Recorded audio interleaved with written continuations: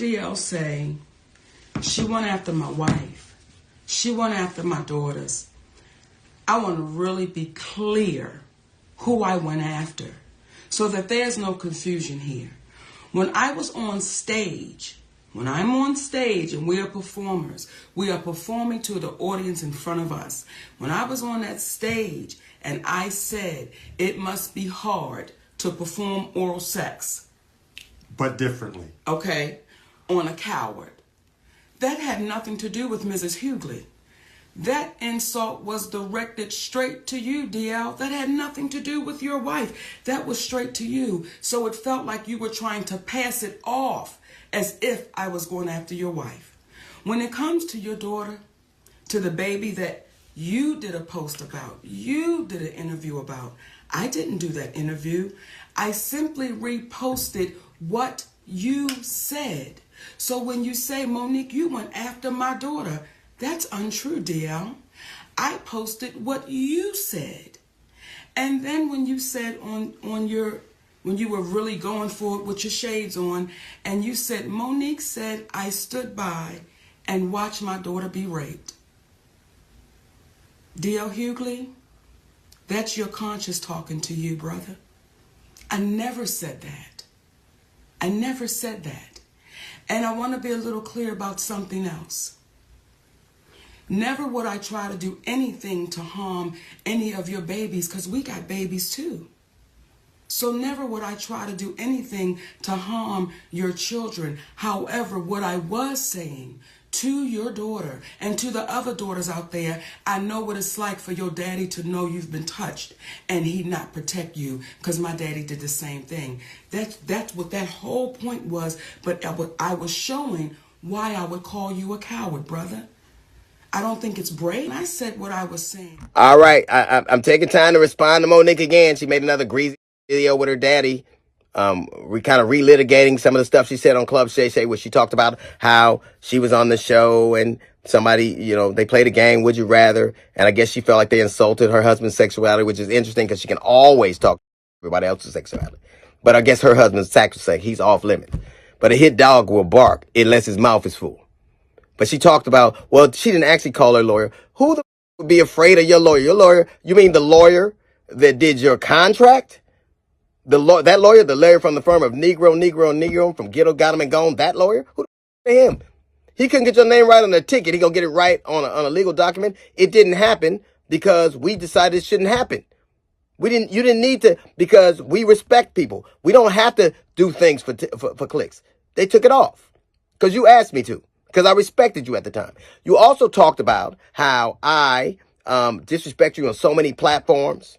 But you have this impeccable memory where you can tell to the degree, well, who did what to you and why and what happened, where you were. But you can't pull up one time on any platform that I said anything about you at all, because you know you're lying. You got that piece of paper and that big memory, but you can't pull one up.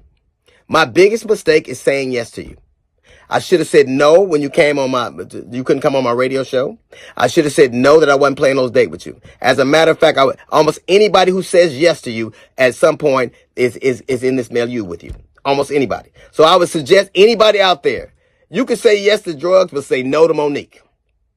You talked about how my children, families are uplifted. They weren't when you were running across Vegas. The stage in Detroit. They weren't when you talked on social media. When you got your whip and your tickets dropped, then they became off limits. But let's do this. Let's decide that you will treat my children like you treat yours, like you don't know them, invisible, like you have no relationship with them, like you're estranged, you're unfamiliar, like you don't know them. You also intimated that I was a coward. You know what I'd never do? I would never let my woman take care of me. I would never let my woman get evicted from her apartment. I would never let my woman has to ask another man for money. I'd never do that. Can your old man say the same? He loves you. Of course, he got to say that. You claim him on your taxes. He's a dependent. He's sitting there with you right now. And everything. Because it ain't like he does anything else. But you never address the salient point. I said that if you spent as much time writing your Netflix special as you did arguing about getting it, it wouldn't have been trash. It was. I didn't say it. I defy anybody out there. Stop listening to me. Watch it. Read the reviews. Read the reviews. You beg for something. You made valid points that women are underpaid, that they're not valued. That's absolutely right. So you would think that when you got a chance to do something that you would argue for, you'd be up for the challenge, but you bed because you never are ready for it, because all you ever do is complain about what you don't have. You're never ready for the moment because you're always living in the past. I said it. If you spend half of your time doing as opposed to talking about who didn't do for you and what they did for you, you'd be a lot further along. You wouldn't be evicted. You wouldn't be working for your man. You wouldn't be asking other comics for money. So you got all the ingredients. Take that piece of paper that you're running down the list with, and that pen that you got, and that daddy sitting next to you, and do what you can't do what you never do. Write a joke. Yo, it's Big Ant, the spokesman, man. We back. Another edition of Urban Politicians TV, UPTV. Make sure you stay on your pivot at all times, man. Had to come tap in, and in the words of the late, great legend DMX, here we go again. Here we go again. A man's got to do what a man's got to do. Because that's instantly what I thought about when I heard that nigga D.L. Hughley come back and give a response to the response that he responded to and said, every time she say something, I'm going to make a video and address it when it come to Monique. That nigga is letting it be known he's standing on what he's standing on. And this popped off after she made her recent appearance on the Club Shay podcast, and his name was one of the names that got brought up, and they passed issues that made their way online a couple years ago, got the fire and gasoline thrown back on them. And it is crazy for me how every time certain things go down, I instantly start thinking about classic albums and records and things that be stuck in my head with the phrases, here we go again. And man, DMX is really one of them niggas, bro. Rest in peace. Because that and then there was X album, I was really jamming that. And that's why I say I got DMX in my top 4, man. Pac number 1, Wayne and Jay interchangeable 2 and 3, and DMX number 4, bro. That nigga really went crazy. That nigga Jay put it back in my mind when he spoke on it on the Grammys. But one thing that is this right here now, we get to the point in 2024, people getting called out directly. They going out here, they airing it out, speaking on it, and whatever side is right or wrong, some people gonna be on this side, that one. I don't got no dog in the fight, but I'll spill the real on it. When I heard Monique say that D.L. Hughley team asked her a crazy question at the radio station was the initial kickoff, I most definitely understood why she would be upset. And she claimed that when she approached D.L. Hughley about what his team said, they sex played her husband on there. I'm a nigga that's zero tolerance on that myself. Don't play with me like that. I'm a grown man. Don't ask me no type of weird questions about performing nothing on another man. And she said when she talked to him, he didn't care pretty much. He say, nah, we never aired it out. She trying to put more on the story to make it that. He been claiming that she hard to work with, she difficult. That's her name around the game and things like that. She fall out with everybody that she work with. People don't want to work with her because she take things and make it more than what it is at times. I don't know. I wasn't there. Well, then that led to that Detroit show that went down where she got her situation of events. But I'll tell you this, Monique can play the game. I call it right up the middle.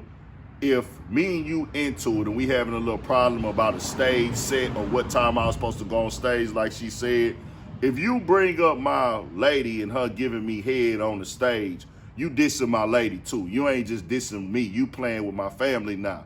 Then the thing that went to Instagram where he said that she threw up his daughter's story, that could have been left out. You didn't have to put that up there. That's an attack on his character. You could claim that you attacking him, but you most definitely is highlighting the stuff with his family also, and you are dragging them into it if it's just between y'all. It is what it is. Now, that's how she chose to go, so that's why he feel like he ain't got no respect for her. So when she went live and responded to his next response, he decided to go in once again. And I'll tell you like this, Monique most definitely is playing a petty role here, as a nigga out here in real life who done lived enough life to understand and see sarcasm and disrespect and people who try to code it. I done been around people who do that. Monique is most definitely disrespecting that nigga when she talks about his wife, and that's disrespectful to his wife also. It just is what it is. Then he went back at her and took it all the way there and matched that to another level. He talking about her relationship with her dude,